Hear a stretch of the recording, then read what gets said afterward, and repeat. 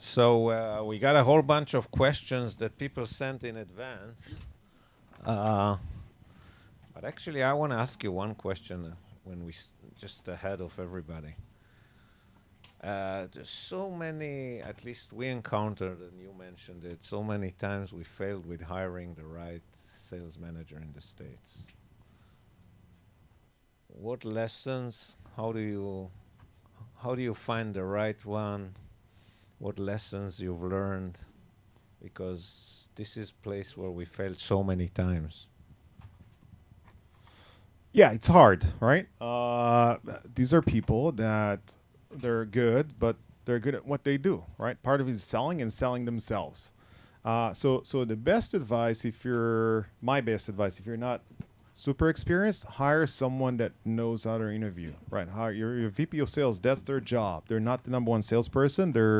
They build a team, and they should know how to interview, right? That said, there are some tactical tips how to interview. I mean, I became pretty good at myself. I still interview most of the salespeople. What are the Yeah. most then? Okay, so what are the most thing you would ask them that you will give you a good feedback? So first, glimpse at the LinkedIn profile, the serial series of successes. Okay, if they worked at good companies, I know that they got like good. They came from a good family. They've been successful in multiple companies, all of that. So track record first. Second, try to get into detail. So okay. Hey Justin, this is incredible. You did like 120% over a quota. Walk me through those deals. So how do you know? Is first like one large deal or a lot of deals, right? And then what was your quota? How many appointments did you make? How many meetings? What was your meeting rate? I try to break it down. How many deals? And pretty quickly, if someone is not well versed in the details, you'll know because the numbers don't add up. So I try to just break down the number. How many deals? What was a deal? Walk me through that deal. Who worked on that deal? Sometimes people used we, right? We close. Oh, okay. Who's we, right? And a Panaya, and there's like Israeli company. It's a good company, and I told you I pretty much know everybody. I made it a point to get to know everybody in the industry. I interviewed probably like 30 people from that company, and everyone told me that they closed this like $80 million deal with Alcatel. Says, oh yeah, another one, right? So larger deals. It's not one person. Right, so I try to get like very detailed, and again, it's not so much that the details matter, but if someone understands the details, you know that they have the process. Second thing, they're really good people. They want to know. They'll interview you. Okay, they'll want to know why they're going to make money. If they're successful, if they're desperate, they'll take the job. Oh yeah, where do I sign? Right? If they're good, they're making like overachievement right now. You need to prove to them why they're going to make more money either today or in the future with your company versus what they have right now. So they have, okay, where are my leads coming from? What's my quota? What's the deal size? What's your if they don't ask these questions, they don't mean business. All right, so that's another good. That said, it's very nuanced. There are a lot of things, but try to understand the details, like really drill down, have them walk you through a deal. Who was there? What did you do? What was the challenges? And then the numbers, and them asking like good questions that you need to sell to them is a pretty good tell. So for us, I think we discovered that bringing on executives at any function in the company is a team sport. So we try to get as many people in front of them as possible. First of all, because I think it's useful for attracting good people, and like good people will will want to spend time with management because once they sign, they become their peers. Actually, I spoke about it earlier, but I think that one of our biggest mistakes on hiring our top guy for sales was hiring for the resume. So I agree the resume, but I think that we should always take a resume with a grain of salt and always compensate for like whatever resume tells us with a very diligent process as you talk about it, which is in turn, I think that one of the most important thing to do on such a process is be very, very diligent when it comes to references. Usually try to go indirectly. Usually, like if someone is on the road for like say 13 years, 10 years, something like that, he will have people in his network that will speak highly of him, right? Usually the people that he will direct you to only gives you a partial view of his success, or maybe just his success. And I think that what you really want to find out is where he failed, why, and only people that will you'll manage to go to indirectly. And here, I think that the network comes in very, very valuable, or at least proved for us. Again, in the single, or not in the single, one of the examples that I talked about before, when we failed, I think that we just kind of dismissed a very, what turned out to be later, a very valuable reference call on the guy. It was a company in between the two successful ones that he failed, and I think that what we could have learned from that is a lot of important things that will either have us manage him differently, or will help us to just not hire. I think that what another important angle to that is that sometimes we spend a lot of time on the hiring, not a lot of time on making these guys successful. And I think that one of the most important lessons learned for me throughout the last 7 years is we need to work in making our executives successful. We need to first of all understand on which environment they excel, and then making sure that we can provide them with that environment. I definitely subscribe. I love people grilling me on questions. If they don't, I don't find them really interested in the product, in what, it doesn't matter. To understand why people buy, what's the product, what the benefits, who do you compete with. I mean, they can ask you a zillion of questions if they're serious.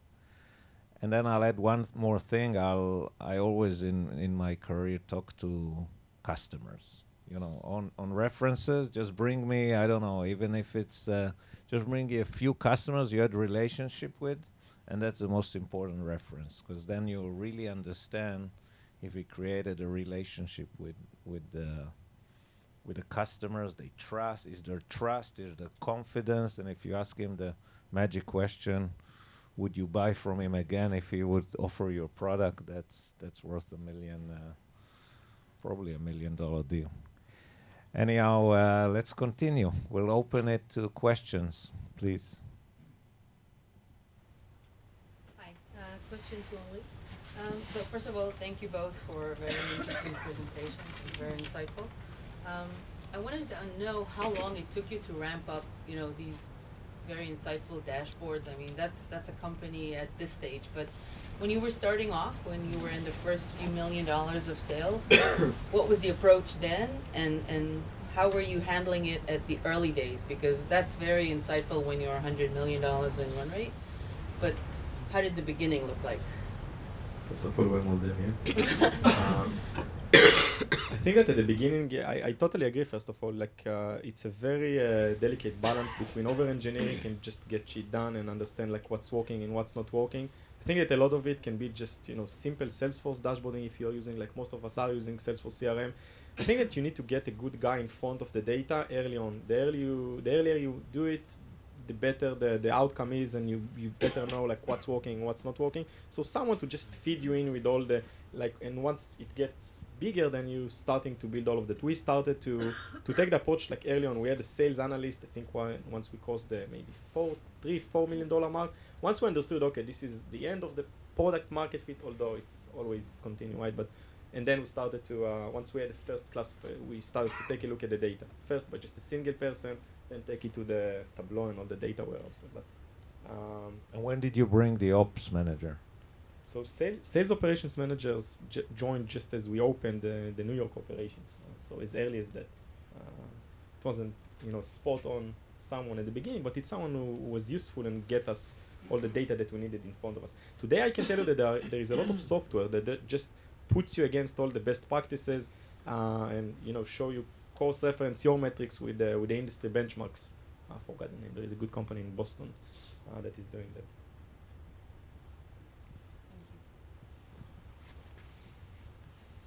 For hardware as a service, when there's hardware involved, what's your take on inside sales?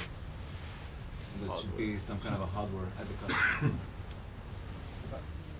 Are you asking if you could sell hardware over the phone? No. It's, when hardware is a service. When you use a hardware as some kind of, eventually the services that you're providing are service cloud-based, but they need a hardware installed at the customer's base. Like a Nest or something? We don't. Sorry? They don't. We don't. It's pure SaaS. Just No, I think the question is. I'm asking, what's your take on it? Like, how do you see it? I think that as long as There is a hardware I think that for it really depends Can on you like do what's insights? so. I think it really depends on budget stuff. Like in my opinion, like the how big the deal is, and then who's the decision makers, and will they typically go on like be part of an inside sales. We discover that for us doesn't matter who our buyer persona are used to buy via the phone. Like for them, it's even an asset to meet you in their offices or to come meet you in a coffee or at your office.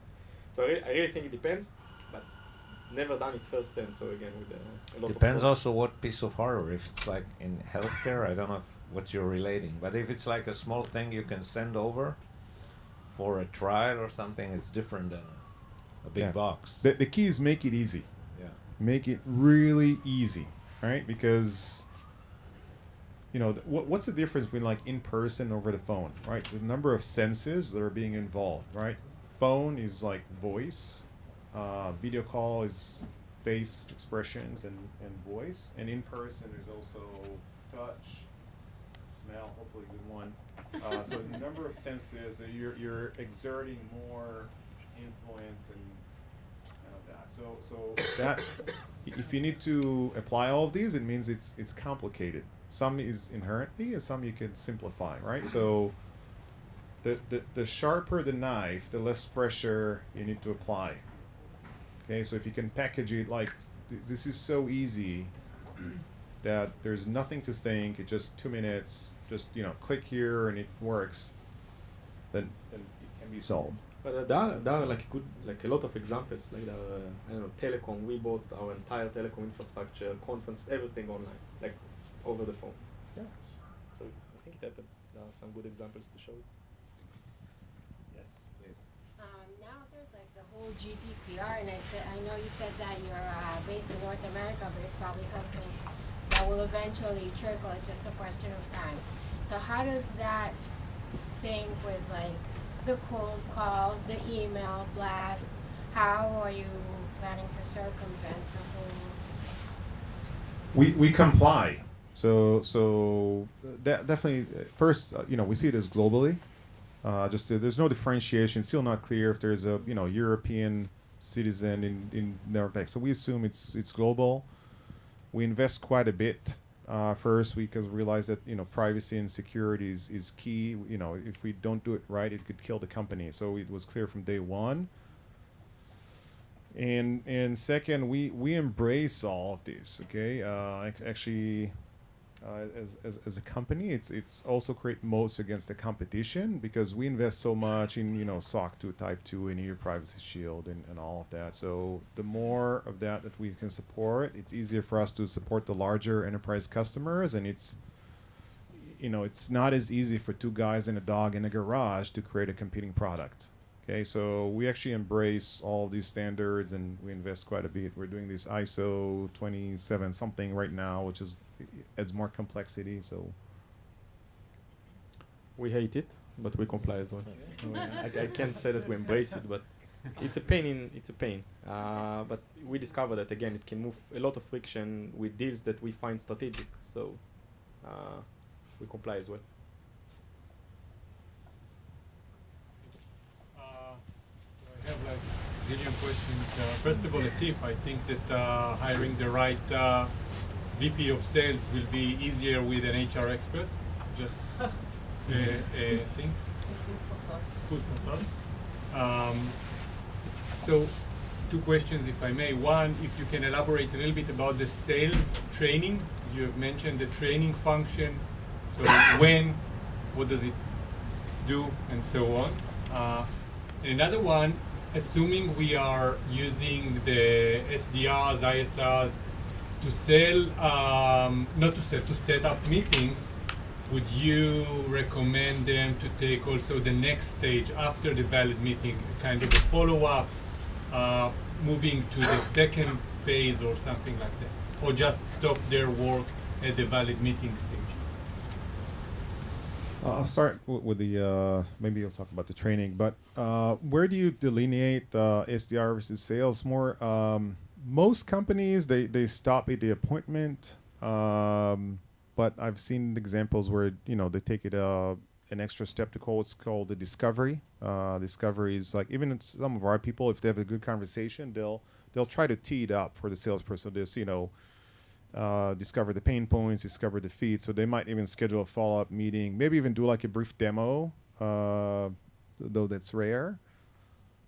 So there's no right or wrong. Most people would start at the appointment level because it's just easier to train people up to that point, and to discuss something like pricing is much more complicated. So we try to keep them away. It just, at scale, it's easier to ramp up SDR.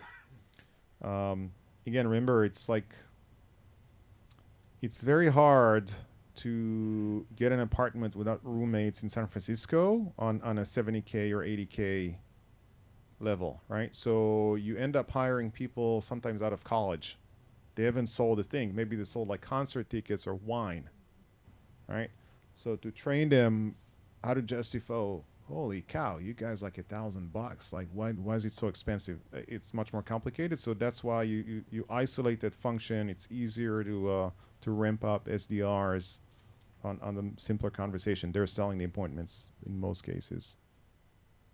To complete the thought on that, so it's also the case with us. We stop the process at the appointment. We do want them to join whatever appointment it is, because I think there is a lot of friction then between like what's a qualified meeting and whether like the account executive that was ended with the meeting is considered to be a qualified one. So we just put them on the call, and then they can decide together, because once you're on the demo, it's like very clear whether it was a qualified one or not. And I think it's more like, ask yourself another question, like how you compensate them, which again creates a lot of motivation around what they deliver.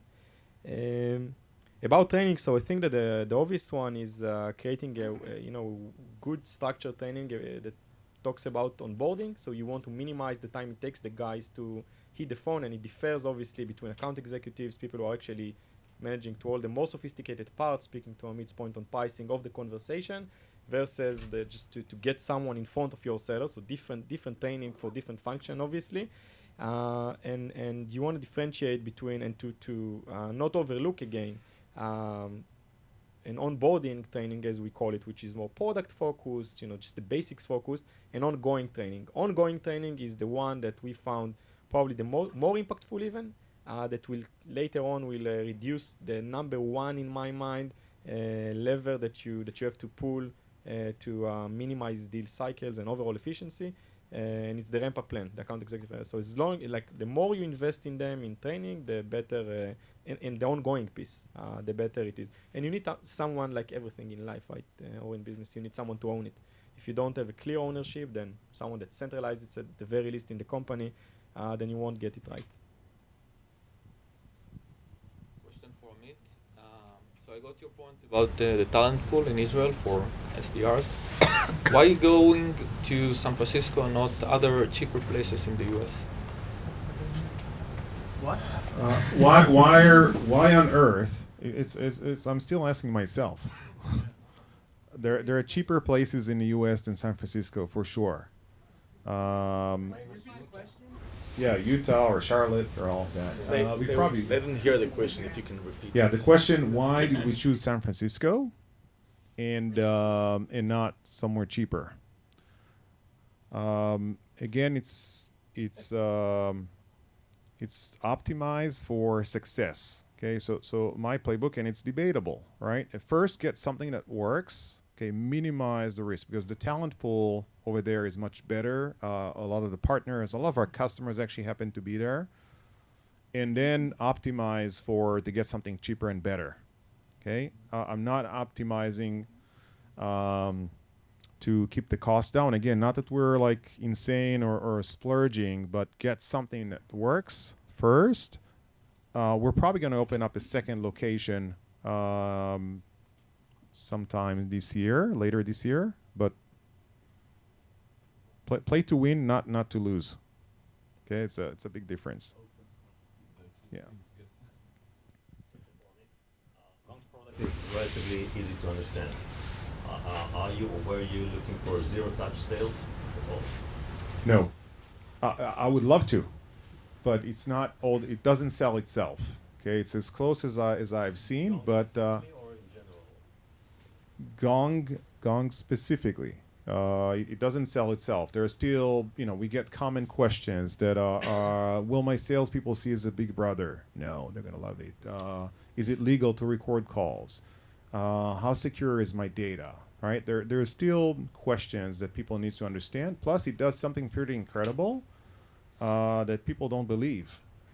All right, so try it out. The trial experience is very good, and it's also actually not all that easy to explain. It's something that is you understand once you experience it. You understand at the surface level, but the full impact you understand once you've experienced. So we actually have salespeople. For sourcing quality salespeople, it sounds like it's a very much a kind of, you said it's a small family of 100 or so people. What's the best way to tap into that? You're asking specifically in Israel or just generally? Israel, specifically for Amit, who mentioned that maybe there's 100. You offered your network, so now There's everyone's tapping on. yeah. So first, connect with me on LinkedIn. Anyone? So people ask, I see that you're connected. I have like 20,000 connections. So a lot of them aren't real friends. I mean, not enemies, but not people that I necessarily know or feel comfortable. But if you narrow it down to Israel, there's a genealogy. So there's like people who worked at Panay, and then some of them moved to WalkMe or Similar Web or Yatpo, and there's like the same people. I mean, there are obviously people that I don't know. I mean, I think I know a lot. But just on social, I mean, they're all on LinkedIn. Find someone who's doing like inside sales in Israel, and they're pretty much connected to at least 5 or 6 other people. You have in Israel, Omri? None. Question for Omri. So, can you elaborate more on tools or softwares that you do use to get these measures in place? We specifically are doing everything in-house, and I would be very happy to learn if you found something useful out there. Yeah. So first of all, today we're also doing most of it in-house. So using Tableau and some of the more accessible, we are actually considering now license for some of it. Good call. Good call. Huh? So we end up using most of the software that you've managed. There are, although I think for earlier stages, I definitely recommend not to go that avenue of just building everything in-house. For sure, not at the beginning. I also think that today the entire landscape is much more matured, so you can get like decent softwares, reasonable prices that are just putting you like, maybe you won't be able to customize it per your own very defined, only defined sales cycle, but I think it's good enough. So the answer, we do everything in-house, but definitely won't recommend it for earlier stages. So I have a question. This is a little bit more down the funnel, in a sense. What's your take on sharing a pricing or a proposal on a call versus sending it post-call as a just standalone proposal when it comes to pricing? You're gonna love this. It depends. Right? Generally,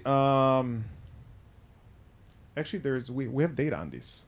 Okay, we have data. It's in one of the Gong blogs. We actually, analyze like 1 million calls. See, when's the right point to introduce pricing. The data shows that most successful sale people discuss it a little bit early on, at the beginning of the call, first 5 minutes. Again, not to great length, but.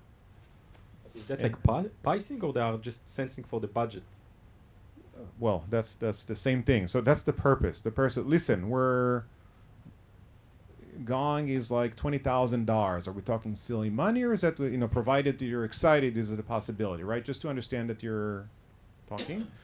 And then down the road, towards the end of the conversation, it's a much more elaborate conversation. And again, if someone is not asking you about the pricing, they're not serious.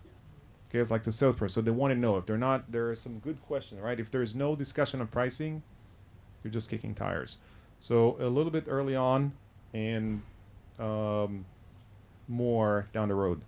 For us, budget is one of the earlier things that you want to cover just to make sure that you're not wasting your prospects and your own time. So budget is one of the 4 pillars that you want to cover early on in the process. Like per se pricing, I think our approach is to first of all understand the pain points, and it takes a few conversations. And then you probably want to present them with just initial ballpark once they are live with you, just to sense the reaction. But I don't know, like never looked at data because it's hard to get data for when it's right. Thank you. Question for both Omri and Amit. What role do you see social media playing in the sales process, in your sales process? So social media in our sales process is not too dominant. Like I think that it's sometimes like you consider probably LinkedIn to be social media. So LinkedIn is used for sales prospecting. They actually have a product that is called Sales Navigator that is like highly used by account executives, especially at the higher tiers of the market.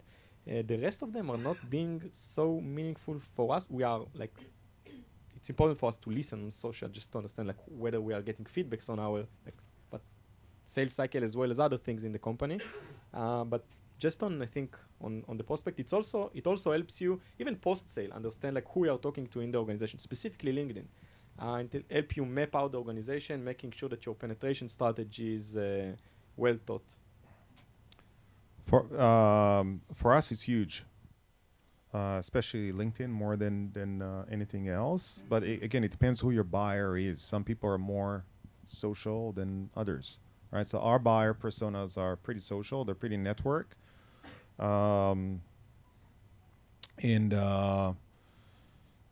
have an incredible content team. Content drives a ton. So I think every week or a couple of weeks, we'll do a post with some data from that people haven't seen and found really useful. And it could get, on a bad week, 1,000 shares. In a very good week, could be thousands. And then it tied to content on our website, and it drives quite a bit. I also know that our SDRs are using it pretty effectively for the outbound process. They'll research who they're calling, and maybe they posted about, the Red Sox or something about a trip. So they'll relate, or something professional. They relate to it. So they don't just blast. They'll usually research and social media before they reach out to someone. Just a follow-up on that. How much of the outreach to potential customers today is more personal than just like a general message? We have both. That's again, in parallel, you do a lot of things because you want, some of them will work and some of them don't. So there is general messaging. There's strategic at the company level, right? What we do, and that's when I speak at conferences or something, and then tactical level. And there is a pretty sophisticated system that can reach out. So if someone looked at our reviews on G2Crowd, we'll probably match it with records on our website to see who visited, so we can know who it is, and if there could be an existing customer looking at competitors or prospects, and we'll reach out, or what they've read, which article. So they do both, and there are systems that will monitor activities of. We have accounts that we want to sell to. Let's say that Yotpo is one of them. So, Omri from Yotpo just read this article, and then we'll reach out. So it's a combo. Question for both of you. How are you handling attrition in your company? SDRs and ISRs are relatively young people. They don't have really a huge tenure in months in the company. It can be a really, really huge issue if attrition percentages go up. So do you have any internal plan of dealing with such a problem? So first of all, you are right. It's like can be potentially like a huge problem. I think that once again, training and effective ladders can combat that to an extent. It means that people needs to have visibility as per, obviously, right? Like what's their trajectory or potential trajectory can look like in the company in case succeeding and hitting their metrics. But they also want to see like some good and a decent amount of instances where actually successful people were able to make it past the SDR rank and to an account executive, and maybe then even to management. For us, I can tell you that now on our SMB flow, we have this kind of a gentleman agreement with our account executives, and we are not trying not to hire account executives anymore from externally, right? Only promote people across the ranks. Proved to be very, very useful, like had a huge impact on attrition. But attrition, like when we didn't get it right, it was just a huge slowdown on the business. We'll take two last questions because we got yes. Hi there. Good morning. I'm Darren from Deloitte. I've got a question about